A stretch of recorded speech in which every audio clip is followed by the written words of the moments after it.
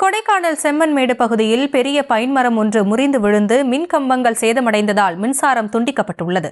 இதுகுறித்த விவரங்களோடு இணைகிறார் எமது செய்தியாளர் குறிஞ்சுவேல் முழு விவரங்களை வழங்கலாம். வணக்கம் பாஷனி. திண்டுக்கல் மாவட்டம் கொடைக்கானல் மலைப்பகுதியில் நேற்று இரவு முதல் அவ்வப்போது பலத்த காற்றுடன் கூடிய லேசான சாரல் மழை விட்டு பெய்து வருகிறது. இந்த நிலையில் அப்சர்வேட்டரி செல்லும் சாலையில் உள்ள செம்மன்மேடு அருகே நேற்று இரவு நேரத்தில் தனியார் இடத்தின் வழியாக செல்லும் உயர் அழுத்த மின்கம்பின் மீது ராட்சத மரம் முறிந்து விழுந்ததில் மின்கம்பம் மற்றும் மின்கம்பிகள் சேதமடைந்துள்ளது.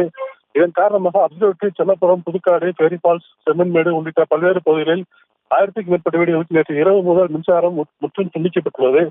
மரங்களை அகற்றி விரைவில் மின்சாரம் ஒதுக்கப்படும் என மின்சார அதிகாரிகள் தெரிவித்துள்ளனர்.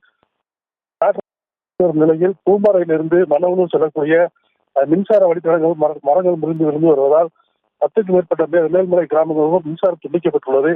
இதன் காரணமாக 20க்கும் மேற்பட்ட மின்வாரிய ஊழியர்கள் தடைப்பட்ட மின் இணைப்புகளை சீரமைக்கும் பணியில் ஈடுபட்டு வருகின்றனர்.